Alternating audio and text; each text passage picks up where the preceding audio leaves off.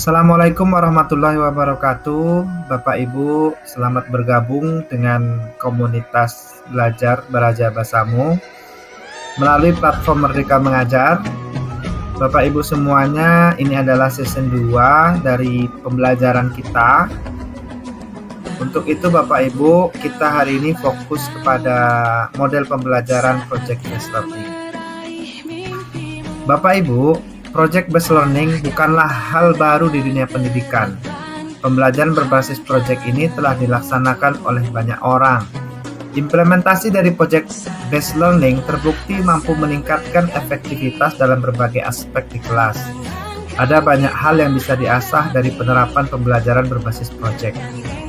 Namun, mari kita ketahui terlebih dahulu apa pengertian dari Project Based Learning serta contoh penerapannya dalam kelas.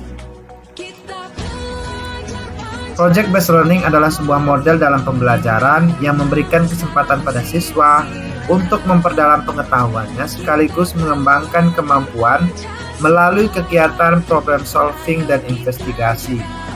Brandon Goodman dan J. Stiver mendefinisikan Project Based Learning sebagai sebuah pendekatan pengejaran yang dibangun di atas kegiatan pembelajaran dan tugas nyata yang memberikan tantangan bagi peserta didik yang terkait dengan kehidupan sehari-hari untuk dipecahkan secara berkelompok. Model pembelajaran PJBL ini tidak hanya fokus pada hasil akhirnya, namun lebih menekankan pada proses bagaimana siswa dapat memecahkan masalahnya dan akhirnya dapat menghasilkan sebuah produk. Pendekatan ini membuat siswa mendapatkan pengalaman yang sangat berharga dengan berpartisipasi aktif dalam pengerjaan proyeknya. Hal ini tentu saja lebih menantang daripada hanya duduk diam, mendengarkan penjelasan guru, atau membaca buku kemudian mengerjakan kuis atau tes. Prinsip-prinsip dalam Project Based Learning. Nah, jika Bapak Ibu tertarik untuk menerapkan PJBL di kelas, guru pintar harus memasukkan elemen-elemen berikut ini. Nah, yang pertama itu berawal dari sebuah masalah atau pertanyaan. Pembelajaran berbasis project selalu bersumber dari sebuah masalah atau pertanyaan.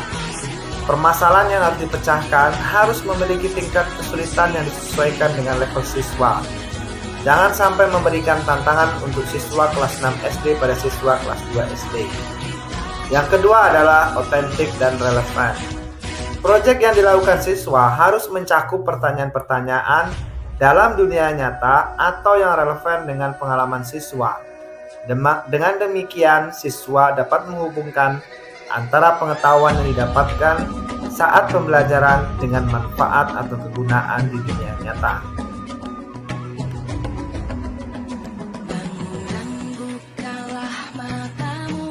Prinsip yang ketiga, Bapak Ibu, itu adalah kebebasan atau kemerdekaan untuk memilih. Metode pembelajaran berbasis project hendaknya memberikan kebebasan siswa untuk menentukan strategi memecahkan masalah, produk apa yang akan dihasilkan, dan juga bagaimana cara menghasilkan produk tersebut. Nah, prinsip yang keempat adalah self-reflection. Nah, dalam project based learning, siswa diharapkan mampu merefleksikan semua pengalaman yang didapat selama mengerjakan proyeknya. Kemudian siswa mampu menyimpulkan pelajaran berharga apa yang dapat diambil selama proses project based learning. Yang kelima, Bapak Ibu, adalah feedback. Metode pembelajaran project based learning juga mengajarkan pada siswa untuk dapat memberikan dan menerima masukan-masukan atas proyek yang dilakukannya. Dengan demikian, mereka tidak hanya belajar dari guru, tetapi dapat saling belajar dengan sesama teman. Kemudian, yang keenam adalah presentasi. Di akhir proses pembelajaran berbasis proyek, siswa harus mampu mempresentasikan penemuannya atau produk yang dihasilkannya di depan teman-teman sekelas atau bahkan di depan masyarakat umum. Selain berdiskusi tentang proyeknya, diharapkan semua siswa mampu menarik kesimpulan dari apa yang telah dipelajari dan juga dipraktikkan. Ciri-ciri pembelajaran project based learning. Buck Institute for Education di tahun 1999 menyebutkan pembelajaran berbasis proyek memiliki karakteristik seperti berikut ini. Nah, yang pertama, siswa diarahkan untuk membuat keputusan dan membuat kerangka kerjanya sendiri. Yang kedua, terdapat masalah atau pertanyaan yang harus dipecahkan. Yang ketiga, Bapak Ibu, siswa merancang proses untuk mencapai hasil yang telah ditentukan. Yang keempat, setiap siswa memiliki tanggung jawab untuk mendapatkan dan mengelola informasi yang dikumpulkan untuk menyelesaikan proyeknya. Sementara yang kelima, siswa secara teratur melakukan refleksi atas apa yang mereka dikerjakan. Dan yang terakhir adalah Bapak Ibu, hasil akhir yang diharapkan adalah siswa menghasilkan produk dan dievaluasi kualitasnya. Jika ingin menerapkan PJPL ini Bapak Ibu, langkah-langkah yang harus kita lakukan itu ada 6 langkah. Dan ini bisa kita masukkan ke dalam RPP atau modul ajar. Langkah yang pertama, mulailah dengan sebuah pertanyaan. Pertanyaan harus mengandung permasalahan yang harus dipecahkan dan menghasilkan sebuah penemuan atau produk. Topik atau teman harus sesuai dengan real world dan mendorong siswa untuk melakukan investigasi yang mendalam. Kemudian yang kedua adalah membuat perencanaan. Decide a plan for the project. Perencanaan dilakukan secara kolaboratif antara guru dengan siswa. Perencanaan meliputi tentang aturan main, pemilihan aktivitas yang dapat mendukung dalam menjawab pertanyaan esensial dengan mengintegrasikan berbagai subjek yang mendukung, serta menginformasikan alat dan bahan yang dapat dimanfaatkan untuk menyelesaikan proyek. Langkah yang ketiga adalah menyusun jadwal aktivitas. Guru dan siswa bersama-sama menyusun jadwal kegiatan dalam menyelesaikan proyek. Waktu penyelesaian proyek harus jelas dan siswa diberi pengarahan untuk mengelola waktu yang ada. Berikan siswa kebebasan dan kesempatan untuk mencoba menggali sesuatu yang baru. Guru pintar tetap harus memantau dan mengingatkan apabila siswa melenceng dari tujuan proyek. Langkah keempat, mengawasi proses pengerjaan proyek.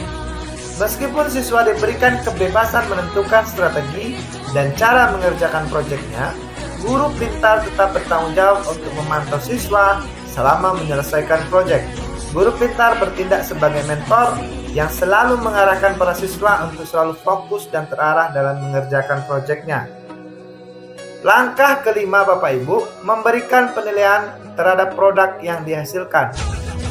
Penilaian yang guru pintar lakukan untuk membantu pendidik dalam mengukur ketercapaian standar pada proses dan produk yang dihasilkan.